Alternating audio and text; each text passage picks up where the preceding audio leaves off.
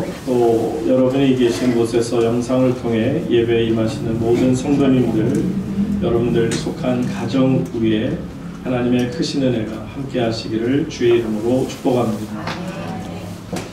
이 시간 사람의 생각에서 하나님의 생각으로 라는 제목으로 하나님의 말씀을 대언해 드립니다. 사실 오늘 이 11장 우리가 1절부터 18절까지 읽으셨는데요. 사실 이 내용이 이렇게까지 두 번씩이나 길게 반복되는 것을 보면서 조금 당황스러울 수 있어요. 왜냐하면 10장에도 똑같은 내용의 말씀이 담겨져 있습니다. 그러면 이 사도행전을 적은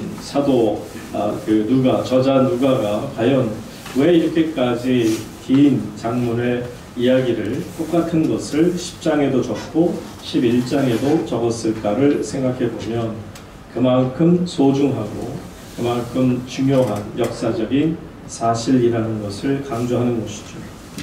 우리가 아는 것처럼 하나님께서 성령의 도우심으로 인도하셔서 베드로, 교회의 지도자인 베드로와 그리고 이방인의 대표라 할 수 있는 고넬료와 그의 가정이 만나는 장면, 참 놀라운 하나님의 역사가 있는데 그저 한 가정이 하나님의 종을 만났다라는 것을 넘어서 이것이 바로 세계 선교의 시발점이 되어서 그것으로부터 스타팅 포인트죠. 시작이 되는 놀라운 장면을 보았기 때문입니다. 그래서 이 11장의 내용이 10장의 내용을 그대로 담아내고 있지 않나 하는 것을 생각해 볼 수 있습니다. 자, 그런데 문제는요, 이 안에 담긴 내용, 곧 고넬료와 그의 가정, 곧 이방인들이 하나님을 만났다, 그리고 성령의 세례를 받았다.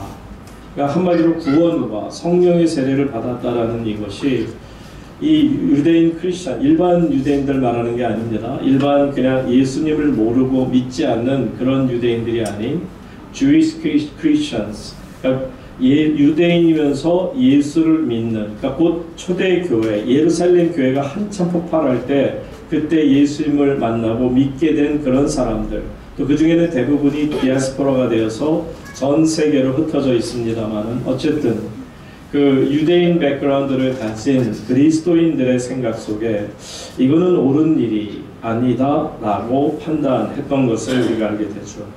왜냐하면 메시아의 문제거든요. 이스라엘 사람들의 입장에서 충분히 여러분들이 헤아릴 수 있는 것은 메시아는 유대인들을 위한 메시아를 생각해요. 그러니까 유대인들만을 위한 메시아가 오셔야 되는데 메시아가 오셨는데 유대인들만을 위한 것이 아니라 온 세상 사람들, 특히 이방인들에게까지 메시아가 오셔야 될 이유가 있느냐? 이거는 받아들일 수가 없다라는 것이 비록 내가 크리스천이 되었지만 아직도 받지 못하는 것들이 너무나도 많은 것을 보죠. 종교적인 어떤 영향, 또 문화적인 영향, 그리고 사회적인 영향도 분명히 있을 것입니다. 그러다 보니까 이 베드로 사도가 고넬료의 가정에 들어가서 한 일에 대해서 이 주이시 크리스찬들이 흥분하지 않을 수 없고 분개하지 않을 수 없어요. 그래서 어떤 생각을 갖냐면 아무리 베드로가 교회의 지도자고 우리를 이끌어가는 하나님의 종이라 할지라도 이거는 너무했다라는 거죠. 왜요? 구약의 전통 그리고 율법을 한마디로 무시하면서까지 이거는 아무리 지도자라 해도 우리가 용납할 수 없다라고 생각하고 그래서 그 주의 종 베드로를 공격하고 질책하기 위해서 그들이 마음의 준비를 단단히 하는 것을 보죠. 자, 결국은 이 안타까운 갈등의 문제가 베드로와 이제는 베드로를 따르고 있었던 교회의 멤버들의 문제, 말하자면 목사와 성도들 간의 어떤 아픔과 갈등이 생기기 시작하는 것을 말합니다. 자, 그럴 때 베드로가 어떻게 이분들을 대하는지를 한번 보도록 합니다. 1절로 본문 3절까지의 말씀이 나옵니다. 베드로와 그리고 베드로를 따르고 있었던 교인들의 갈등이 어떤 것인지. 자, 다 같이 읽겠습니다. 시작. 유대에 있는 사도들과 2절 베드로가 예루살렘에 올라갔을 때 할례자들이 비난하여 3절 내가 무할례자의 집에 들어가 함께 먹었다 하니 2절에 보니까 베드로가 예루살렘에 올라갔다. 이 말은 뭐죠? 예루살렘이라는 것은 곧 초대교회가 예루살렘으로부터 시작했잖아요. 그 엄청났던 예루살렘 교회로 다시 돌아갔을 때 이제 그 예루살렘 교회를 섬기고 있던 많은 교인들이 이 주의 종 베드로를 향해서 뭐라 그러는지 보세요. 네가 어떻게 했다? 무할례자의 집에 들어가 함께 먹었다 하니.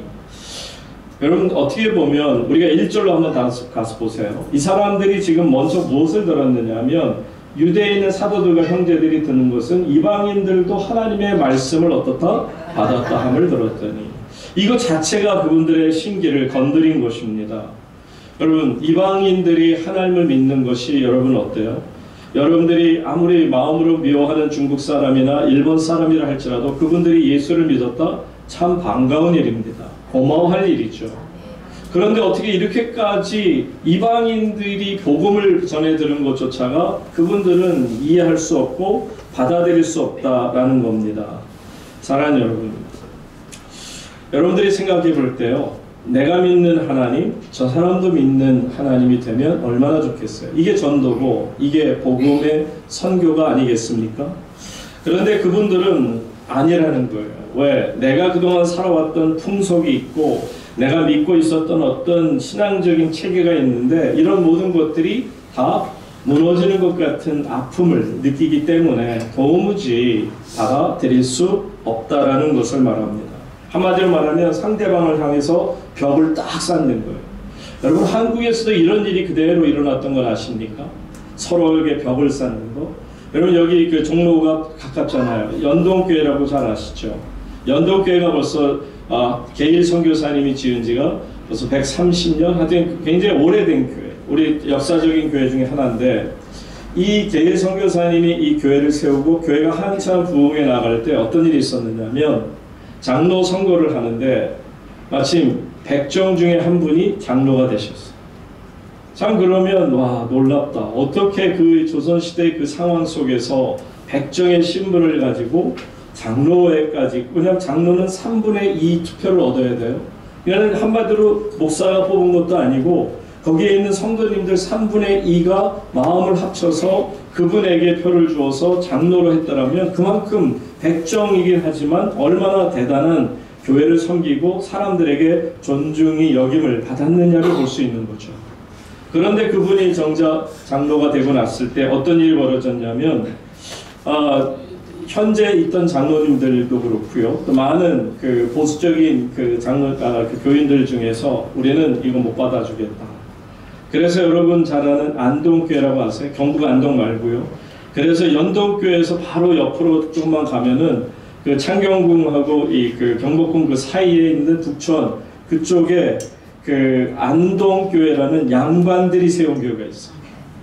왜냐하면 북촌이 그 당시에는 조선시대만 해도 양반들이 많이 살았잖아요. 그래서 그 양반 마을에 교회를 딱 세워놓고 우리는 안동교회.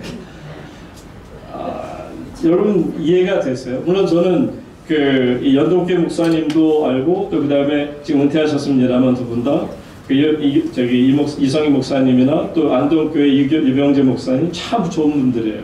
지금은 뭐 그냥 서로 왔다 갔다도 하죠. 그런데 그 당시에는 양반들이 에헴하고 우리는 산것들하고는 섞일 수가 없다라고 만든 겁니다. 그러니까 한국에서도 이런 문제가 있었다는 것을 여러분들이 알면 이 2000년 전 유대 당시에 유대인들의 생각이 얼마나 이렇게 편협되어 있기도 하지만 갇혀서 있는가를 우리가 생각해 볼 수 있습니다. 저 사람이 어떤 출신이기 때문에 안 돼. 저 사람은 상놈이기 때문에 안 돼. 저 사람은 주인과 종의 관계에서 종이기 때문에 안 돼. 라고 하는 것을 말한다면 여러분 그것은 이미 교회가 아닐 것입니다. 여러분 교회 안에서도요 성별까지도 차이가 있었습니다. 남자는 남자, 여자는 여자. 지금 여러분 문 하나로 이렇게 들어오셨잖아요. 그 옛날에 교회 예배당은 아무리 작은 교회도요 문을 2개로 만들었어요. 목욕탕 들어갈 때 문 2개지 하나 아니지 않습니까? 그래서 남탕 들어갈 때처럼 남자 성도님들이 들어가는 문이 따로 있고요, 여자분들이 들어가는 문이 있고요. 그리고 그 안에서도 못 만나요. 왜? 목사는 이 가운데 딱 서 있지만 지금 여기서도 보면 이 가운데 줄이 있잖아요. 가운데 줄에다가 장막을 치는 거예요. 천막을 치니까 남자분들 여자분들 들어와서는 목사는 이쪽에 남자분들 보고 이쪽에 여자분들을 이렇게 볼 수 있죠. 그렇게 참 재미난 우스꽝스러운 모습이 불과 얼마 전까지도 그것을 강조하는 교회도 있었으니까. 여러분, 이렇게 성별까지 차이를 두는 것 자체가 하나님 안에서 어찌 하나님 앞에 우리가 온전하다 할 수 있겠느냐, 남녀가 유별한데 어떻게 같이 앉을 수 있느냐 라고 주장했죠. 그게 마치 신앙관인 것처럼. 근데 여러분, 그 신앙이 아니에요. 문화의 차이입니다. 3절도 보세요. 가서 3절 가서 보시게 되면 지금 이분들 주이시 크리스찬들이 걸고 넘어지고 질책하는 것이 뭡니까? 왜 이방인의 집에 들어가서 할례도 받지 않은 그들에 들어가서 어떻게 했다? 함께 먹었느냐. 이거를 지금 가지고 질책하고 왜 예배를 드렸느냐, 왜 그곳에 가서 기도를 했고 안수기도를 해서 그들이 믿게 했느냐, 그들이 성령을 받게 했느냐, 그거는 아예 안 물어요. 왜? 그것까지 하면 자기네가 자존심이 상할 수도 있고 그게 그렇게 나쁜 게 아닐 수도 있는데 하는 그런 생각도 있었을지 몰라요. 어쨌든 간에 불편한 진실이에요. 받아들이기 불편한 진실이지만 그러다 보니까 걸고 넘어지는 거는 왜 함께 이방인의 집에 들어가서 먹었느냐라는 거예요. 왜 그들과 함께 자며 그들과 함께 섞여서 지내느냐 하는 것을 말합니다. 그러니까 한마디로 말하면 신앙이 문제가 아니에요. 어떤 카스텀, 풍습이 문제, 풍속과 자신들이 걸어왔던 문화가 문제라는 거예요. 성도인 여러분, 믿음은 모든 풍속과 그리고 사람들이 갖고 있는 어떤 문화를 초월하는 하나님의 방법임을 여러분들 꼭 기억하시기를 바랍니다. 우리가 수십 년을 교회를 다니고서도 내 마음으로 닦아서 너는 나하고는 차이가 있어. 내가 가진 재산에 너는 반도 못 따라오잖아. 내가 가진 학식에 너는 반도 못 따라오잖아 라고 생각하면서 만약에 자기 자신을 높인다면 여러분, 이것처럼 안타까운 일은 없습니다. 자, 그러니 보세요. 이처럼 하나님 안에서 이방인의 대표인 고넬료와 그의 가정이 구원을 얻게 되고요. 하나님을 믿으며 구원을 얻고 성령으로 세례를 받았다. 와, 너무너무 좋은 이야기인데 그런데도 그들은 그것 자체를 인정하려 하지 않고 오히려 왜 그렇게 했느냐를 야단을 칩니다. 그러니 보세요. 그런 가정하고 여러분들 같이 식사도 못하는데 잠은 자기는커녕 그 집에 가서 머무른다는 건 있을 수도 없고 심지어는 만약에 결혼의 문제가 생기면 어떻게 그런 가정하고 내 자녀를 결혼시킬 수 있는가. 여러분들 항상 아시기 바랍니다. 때로는 우리의 신앙보다는 우리가 생각하는 어떤 관습과 우리가 살아온 문화적인 배경으로 신앙을 누르고 있음을 여러분들이 아셔야 될 겁니다. 성령 받은 사람은 그래서 새로운 삶을 산다는 게 뭐예요? 이런 생각들을 다 뛰어넘는 것을 말합니다. 예를 들면 어느 남편이 전에는 잘 몰랐어요. 왜? 남전여비 사상이 있어서 부엌에만 들어가면 어머니가 어렸을 때부터 어디 남자가 부엌에 들어오냐, 당장 머스마는 나가라. 그래서 부엌으로부터 쫓겨나서 하다 보니까 자신도 모르게 자신은 물에 손을 묻히면 설거지를 해도 안 되고 집에 청소도 해서는 안 된다는 그런 생각을 가지고 있으면서 그냥 살아가고 그냥 예수를 믿는다면 관습에 지고 있는 거예요. 여러분, 우리가 예수님을 만나고 성령을 체험했으면 그런 생각들이 다 깨어져 버려야 합니다. 예를 들면 부인이 그동안에 손을 보니까 물을 너무 많이 묻혀서 손에 정말 손이 많이 거칠어졌구나. 이제 나도 해야지 하고 할 수 있는, 청소도 내가 할 수 있어야지 할 수 있는 그런 생각을 가진 것이 바로 주님 안에서 이 문화와 어떤 자기가 갖고 있는 관념을 넘을 수 있는 신앙인이 아닌가 생각해 봅니다.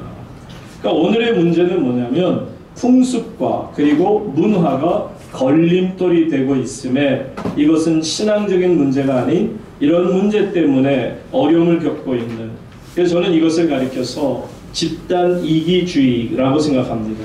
1절 다 같이 보세요. 지금 누가 야단을 치고 있느냐면 유대에 있는 또 곧 예루살렘에서 있는 주이시 크리스찬들, 유대인 신앙인들이 사도들, 형제들, 이렇게 여러 사람들과 교회를 얘기하는 거예요. 예루살렘 교회 자체가 이방인들에 대해서 아직도 거절하고 있다라는 것을 말합니다. 그러니 여러분, 이런 생각 속에서 만약에 교회가 하나가 된다? 하나 될 수 없죠.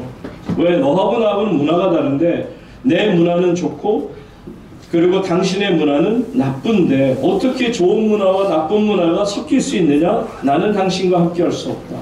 나는 영원히 당신과 함께할 수 없다라고 한다면 여러분, 하나님 안에서 이루어져야 되는 성령의 교제가 어떻게 이루어질 수 있는 겁니까? 여러분 보세요. 우리가 한 가지로 세례를 받았어요. 성령님의 세례를 받았어요. 말씀도 하나고 성령도 하나고 우리 예수님도 하나신데 그 예수님이 머리가 되고 우리는 그분의 지체가 되었다라고 하면 하나가 된 거 아닙니까? 하나가 되는 상태에서 어찌 다른 사람을 향해서 우리가 판단하고 거리를 두고 우리가 모든 사람을 배척할 수 있겠느냐. 이거는 문화적인 문제라는 거예요. 신앙적인 문제 속에 들어가지 못하는 것을 말합니다. 성도님 여러분, 교회가 하나가 된다는 건 뭐예요? 예수님이 머리가 되면 우리는 정말 손이 될 수도 있고 발이 될 수도 있고 입이 될 수도 있고 정말 귀가 될 수도 있고 눈이 될 수도 있는 겁니다. 역할은 다 달라요. 지체입니다. 하나입니다. 그러니 사랑하는 성도 여러분, 우리 우물교회 안에서 모든 성도들이 주님의 이름으로 하나가 되기를 주의 이름으로 축복합니다. 그래야 교회가 교회다워질 수 있습니다. 이기적인 생각에서는 어떤 교회도 존재할 수 없는 것을 여러분이 아셔야 됩니다. 그러니까 베드로 입장에서 지금 3절에 가서 보세요. 지금 이 사도들과 이 크리스찬들이 자신을 가리켜서 막 질책하고 왜 함께 먹었느냐 야단칠 때 베드로의 심정이 어땠을까요? 무척 답답했을 거예요. 그런데 답답하지만 어떤 생각이 드냐면 그래, 저게 바로 내가 저런 생각에 갇혀 있었어. 나도 똑같았어. 그러니까 이분들 나를 지책하는 게 어쩌면 맞을 수도 있어 라고 생각합니다. 저는 이 베드로 사도가 이렇게 멋있다는 거를 말씀을 계속 보면서 느낍니다. 얼마나 멋있는지 보세요. 4절 보세요. 4절 다 같이 읽습니다. 베드로가 그들에게 이를 차례로 설명하여. 베드로가 어떻게 하고 있다? 그들에게 이 일을 차례로 설명했다. 영어로 조금 더 이렇게, 영어로는 이제 한국 표현보다는 조금 더 실제적인 것 같아. Starting from the beginning. 그러니까 처음부터 시작해서 Peter told them the whole story. 베드로가 모든 그냥 이야기 전체를 다 자세하게 얘기합니다. 어디서부터? 처음부터. 이건 처음부터라는 말은 없잖아요. 차례로 된. 어쨌든 처음부터 차례대로 쫙 자상하게, 온유하게. 여러분, 베드로가 어떤 사람입니까? 한성질 하잖아요. 그리고 얼마나 급합니까? 예수님이다 그냥 물로 풍덩 뛰어들던 사람이에요. 얼마나 정말 못 말린 만큼 성격이 급한지 평안도 사람보다 훨씬 더 급한 사람이에요. 에이 뭐 그다음에 쌍시옷하고 꽝 하는 이런 사람이었었는데 와, 그런데 차분해. 처음부터 홀 스토리 모든 이야기를 다 하나씩 하나씩 다 짚어줍니다.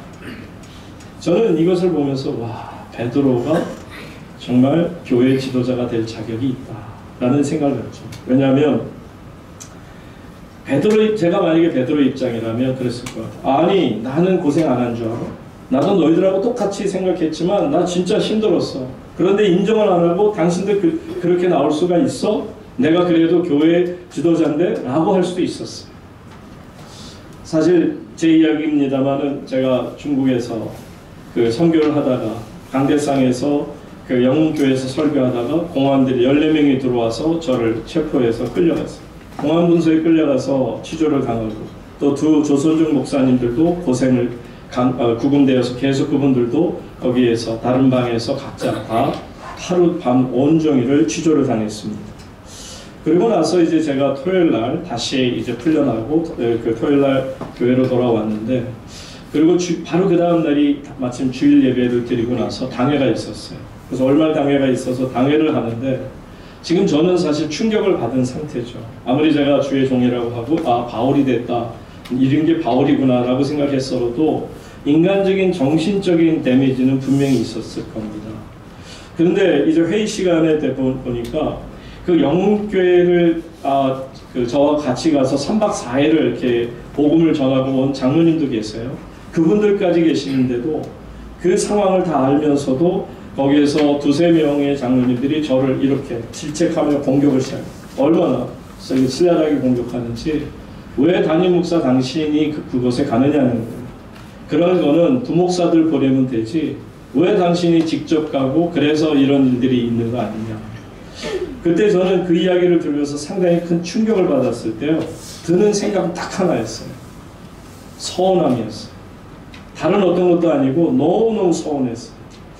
와, 정말 사람이라는 게 인지상정이라고 제가 일단 어떻든 힘들고 어려우면 목사님 얼마나 힘드셨어요.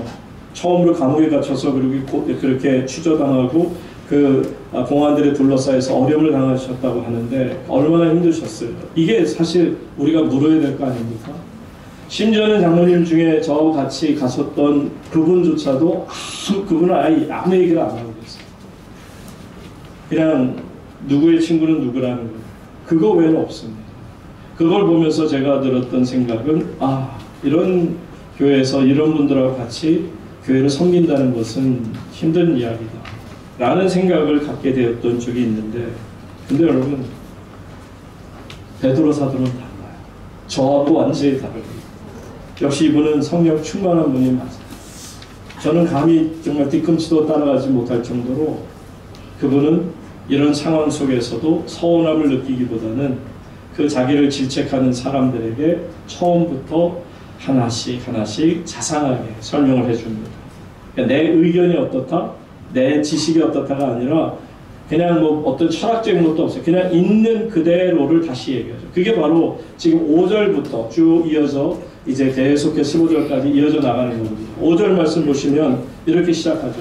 이르되 내가 욥바시에서 기도할 때 황홀한 중에 환상을 보니 큰 보재기 같은 그릇이 내 귀에 매어 하늘로부터 내리어 내 앞에까지 드리워지고, 이러면서 쭉 6절, 7절, 8절 계속해서 자신이 경험했던 이야기를 다시 그대로 풀어넣는 것을 말하죠. 근데 여러분, 베드로의 심중에는 분명히 어떤 것이 있었느냐면, 여러분 지난주 설교 말씀 기억하세요? 베드로가 아닙니다 본인도 끝까지 그랬다가 결국은 나중에 깨달으면서 무릎을 탁 치면서 하나님 앞에 말한 게 뭐예요? 사도행전 10장 34절로 35절에 그가 뭐라고 고백하고 있습니까? 이렇게 고백합니다. 베드로가 입을 열어 말하되 내가 참으로 하나님은 어떤 하나님? 사람의 외모를 보지 아니하시고 각 나라 중에서 하나님을 경외하고 의를 행하는 사람이라면 그 사람이 다 하나님의 자녀임으로 받아준다는 거예요. 이걸 깨달았다는 거예요. 내가 이것을 깨달았도다 라고 말하고 있어요. 성도님 여러분, 모든 이방인들이라 할지라도 그 사람이 어떤 사람이라 할지라도 하나님께서는요, 하나님을 경외하고 의를 행하는 자라면 하나님의 자녀로 삼아 주신다는 것을 이 베드로 사도가 깊이 깨달아요. 그래서 저는 이 베드로 사도가 하나님은 외모를 보고 사람의 외모를 보고 판단하지 않는다는 이것을 보면서 우리는 오늘 두 가지 사실을 이 베드로의 사도의 모습을 통해 깨달을 수 있어야 합니다. 첫째는 뭐냐면 사람의 생각과 하나님의 생각이 분명히 다르다라는 것을 아셔야 돼요. 사람의 생각을 가지고 자꾸 하나님의 생각이라고 착각하지 마시기를 바랍니다. 이사야 55장 8절로 9절 보세요. 이렇게 다릅니다. 이는 내 생각이 너희의 생각과 어떻다? 다르다 그랬잖아요. 달라요. 내 길은 너희의 길과 어떻다? 다르다는 겁니다. 이것이 바로 여호와의 말씀입니다. 다 같이 9절 말씀 함께 읽습니다. 시작. 이는 하늘이 땅보다 높은 같이 내 길은 너희의 길보다 높으며 내 생각은 너희의 생각보다 높으니라.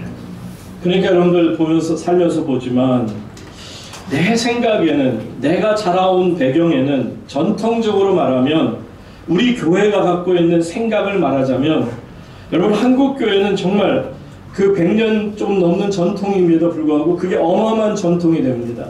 한 개교회도 갖고 있는 전통이 있어요. 아무리 목사라도 들어오면 우리 교회는 이런 전통이 있습니다. 목사님이라고 함부로 할 수 있는 게 아닙니다. 우리 교회만이 갖고 있는 이 전통과 율례에 따라서 모든 일을 결정해야 됩니다. 여러분 이것이 바로 한국교회의 가장 큰 문제가 아닌가 생각하는 거죠. 그런데 대부분의 신앙인들이 갖고 있는 생각은 내 생각, 사람의 생각을 강조하고 그 생각에 얽매여서 전혀 바꾸려고 하지 않습니다. 그런데 여러분 베드로 사도가 깨달은 게 뭐냐? 하나님의 생각, 내 생각이 다르구나. 하나님은 외모로 사람을 보지 아니하십니다. 하나님께서는 내 생각과는 달리 사람이 하나님 앞에서 믿고 의를 행하면 그 사람을 하나님의 종으로 삼으시는구나. 아, 내가 왜 인간의 생각에 취해서 하나님의 생각을 알지 못했을까? 여러분 생각해 보세요. 이스라엘이 자신들은 선민이라고 주장하면서 모든 이방인들을 개와 돼지, 지난번에 개와 돼지라는 취급을 어떻게 한다는 건 말씀드렸으니, 여러분 개와 돼지로 취급하는 것이 무엇입니까? 바로 자신과 다르다는 건데, 근데 여러분 솔직하게 이스라엘은 사실 하나님께서 그들을 부르지 않으셨으면 그들도 이방인이에요. 여러분 그들의 조상이 누구예요? 아브라함입니다. 그들이 그렇게까지 존중히 여기고 믿음의 조상이요 아버지라고 여기는 아버지 아브라함이에요. 근데 아브라함이 어떤 사람이었어요? 이방인 아닙니까? 메소포타미아 문명 속에서 갈대아 우르에서 태어나서 거기에서 우상을 섬기는 아람족이라는 이야기도 있는데 어쨌든 이방인인 거예요. 이스라엘 사람이 아닌 겁니다. 그런데 그 이방인이었지만 하나님의 선택을 받고 부름을 받았고, 그래서 그가 믿음의 조상이 되어서 그 후로부터 그 자손들 히브리 민족이 생겼던 거 아닙니까? 그러면 아브라함 자체가 이방인이었는데 왜 이방인에 대해서 우리하고는 다르다라는 일을 그렇게까지 강조하느냐 말이죠. 그러니 여러분 보세요. 모든 게 하나님의 은혜 아닙니까? 아브라함도 하나님 앞에 깨달은 것은 나같이 부족하고 벌레만도 못한 자를 하나님이 부르셨구나, 택하셨구나, 이것이 하나님의 은혜인 것처럼 저와 여러분 어떤 그 이방인들도 하나님께서 하나님을 의지하고 하나님을 믿고 하나님을 따르는 모든 사람들, 의를 행하는 자를 하나님의 자녀로 받으심을, 하나님의 거룩한 백성이 됨을 믿으시기 바랍니다. 그러니까 저와 여러분이 새로운 이스라엘이 될 수도 있다는 것을 말하는 거죠. 여러분 첫째는 베드로를 통해서 우리가 깨닫는 것은 사람의 생각과 하나님의 생각이 이처럼 다르구나 라는 걸 깨닫죠. 그럼 두 번째, 이것을 깨달았더라면 그냥 깨달음으로 그냥 놔둘까요? 아니죠. 그 다음에는 어떤 액션이 있어야 되잖아요. 그러면 어떻게 내가 하나님의 생각이 다르다는 것을 알았더라면 내가 어떻게 살아가야 하는가 라는 것까지를 이 베드로를 통해서 우리에게 말씀하는 거 아닙니까? 여러분 보세요. 여러분들이 정말 내 생각이 틀렸고 이제는 하나님의 생각이 맞다, 하나님의 생각은 맞고 내 생각은 틀렸다 라는 그렇게 생각을 갖게 되면 태도가 바뀌지 않겠어요? 사실 베드로 태도가 완전히 바뀌었잖아요. 이방인을 대하는 태도가 바뀌지 않습니까? 여러분 이런 놀라운 하나님 안에서의 변화가 여러분에게도 일어나기를 주의 이름으로 축복합니다. 17절 말씀 보세요. 그러니까 사도 바울이 아직 베드로가 쭉 설명하다가 17절에 가서 뭐라고 그러냐면 본문 17절입니다. 다 같이 읽습니다. 그런즉 하나님이 우리가 그들에게도 주셨으니 내가 누구에게 하나님을 능히 맡겠느냐 하더라.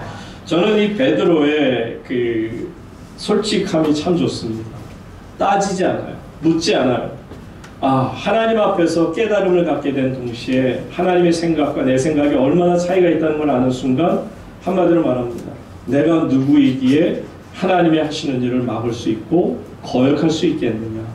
내가 교회의 수장이고 교회의 지도자라 할지라도 세상 사람들이 뭐라 해도, 당신들이 나한테 뭐라고 얘기해도 나는 하나님의 생각을 넘을 수 없고 하나님의 길을 넘을 수 없다라고 말합니다. 그러니까 당신들이 지금 아무리 나를 비판해도 나는 하나님의 생각을 깨달게 되었기에 하나님을 배반할 수 없고 하나님과 원수되고 싶지 않고 하나님과 반대되는 일을 하고 싶지 않다. 내가 누구이건데 하나님을 막을 수 있겠느냐. 바로 이렇게까지 선포하게 되는 것을 보죠. 여러분 누가 막을 수 있겠습니까?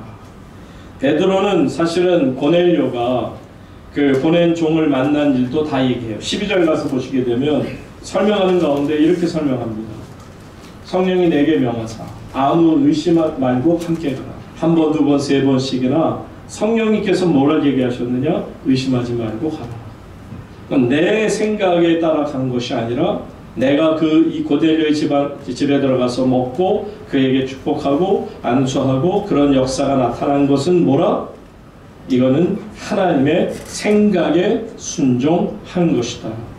여러분 정말 우리 생각과 하나님의 생각이 다르다면 우리는 하나님 안에서 순종의 길을 택해야 될 줄로 믿습니다. 내 생각을 고집한다는 것은 아직도 하나님의 생각은 그럴지라도 나는 no thank you 그럴 수 없어요 말한다면 그것은 하나님 안에서 이루어지는 것이 아니죠. 여러분 이 베드로가요 15절 16절에 보면 이렇게 설명합니다. 깨닫는 게 뭐냐, 내가 말을 시작할 때 성령이 그들에게 임하시기를 어떻게 했다? 처음 우리에게, 처음이라는 건 언제 얘기해요? From the beginning, 바로 오순절 다락방에서 처음에 우리에게 하신 것처럼 그렇게 역사하셨다. 그 다음에 16절에 보시면 내가 주의 말씀에 요한은 물로 세례를 베풀었으나 너희는 성령으로 세례를 받으리라 하신 것이 어땠다? 생각납니다. 이게 누가 하신 말씀이에요? 예수님이 하신 말씀이 이제 깨달아졌다. 이거였구나. 너희는 성령으로 세례를 받을 것이다 라는 말이 내가 생각났는데 바로 그 생각한 그 놀라운 역사가 지금 15절에서 다시 가서 보시는 것처럼 다락방에서 나타났던 성령의 역사, 고넬료 집에서 나타난 성령의 역사가 같다라는 거예요. 주의 말씀이 생각났다. 여러분 마태복음 28장 19절에 보세요. 지금 분명히 베드로는 이 말씀을 기억하고 있을 거예요. 그러므로 너희는 가서 모든 민족을 제자로 삼아 아버지와 아들과 성령의 이름으로 어떻게 하라? 자, 그러면 여기 보세요. 모든 민족은 누구예요? 유대인들이에요? 유대인들조차 포함한 all nations, 모든 나라, 모든 민족들을 말하는, 열방을 말하는 거예요. 그러니까 여러분 보세요. 이방인들이 한마디로 말하면 그러니까 유대인만 구원받는 것이 아니라 모든 이방인을 제자로 삼아라고 말하고 있는 겁니다. 그러니까 지금 베드로는 이게 그때 주님이 말씀하셨던 게 이거구나. 이게 하나님의 생각이었구나. 내가 왜 그동안에 사람의 생각에 취해서 이 거룩한 하나님의 생각을 깨닫지 못하고 있었을까? 이제 나는 변화되고 있다라는 겁니다. 여러분 보세요. 모든 민족을 제자로 삼아 성령의 이름으로 세례를 주라 했는데 그 결과 어떻게 됐어요? 100여 년 전에 이 한국 땅, 조선 땅까지 복음이 전파되었고요. 그래서 놀랍게도 하나님의 역사가 나타납니다. 여러분 생각해 보세요. 예수님하고 조선이 무슨 상관이 있었습니까? 그냥 한국, 이 조선이라는 땅은 단군하고 연관이 돼 있었죠. 예수님하고는 아무 상관이 없는 곳이었습니다. 그럼에도 이 조선 땅에 전국 방방곡곡에 이 대한민국 땅에 하나님의 교회가 세워졌습니다. 사람의 생각으로 생각할 수 없는 2000년 전 아니라 100여 년 전에조차도 이렇게까지 하나님의 교회들이 이 한국 대한민국 땅에 세워질 거라고 누가 생각한 분이 있었겠습니까? 사람들의 생각으로는 도무지 있을 수 없는 일이 벌어졌습니다. 왜냐고요? 우리나라는 단군의 문화가, 단군의 그 생각들이 가장 심한 나라였어요. 그리고서는 또다시 그 삼국시대로 돌아가면서는 불교가 모든 문화를 장악했습니다. 그리고는 또 우리의 생각을 붙잡고요. 그리고 나서 조선시대로 넘어올 때는 어때요? 유교가 우리의 모든 나라 민족의 생각을 붙들었습니다. 그러다가 일본이 이제 함락하게 이 나라를 합방하게 되고서는 했던 것이 뭐죠? 일본의 문화를 우리 속에 심어넣었어요. 그러다가 이제 또한 해방되면서 잠깐이지만 공산주의 문화가 이 땅을 더 뒤덮여서 온 정말 서울 시내가 신탁 통치를 반대한다, 찬성한다로 그냥 온 거리가 그냥 데모대로 가득 찼어요. 아마 세상에 데모를 좋아하는 민족이 이렇게 있을까 또 싶어요. 그만큼 한이 있으니까 그럴 수는 있겠지만 어쨌든 이 땅에는 이런 문화들이 가득 차 있었는데 이런 문화 속에 어떻게 대한민국의 이 수많은 교회들이 60년대, 70년대, 80년대를 거치면서 정말 온 이 땅을 덮어버릴 수 있느냐 말이에요. 이렇게 교회가 많은 곳에 여러분 어느 나라에 가도 이렇게 볼 수가 없어요. 그러면 여러분 어떤 역사가 나타나는 겁니까?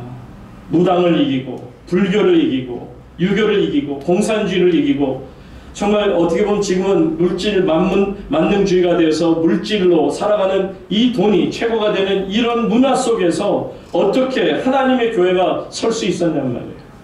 답은 하나입니다. 성령의 역사임을 믿습니다. 곧 하나님의 생각입니다.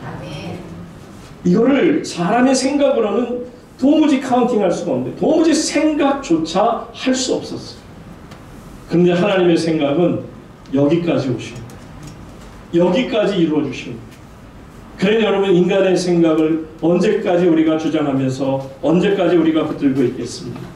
자, 이렇게 하나님의 생각을 이렇게 설교하게 될 때 마지막 18절 보세요. 본문 18절에 보면 이런 역사가 나타납니다. 본문 18절 다 같이 읽습니다. 시작.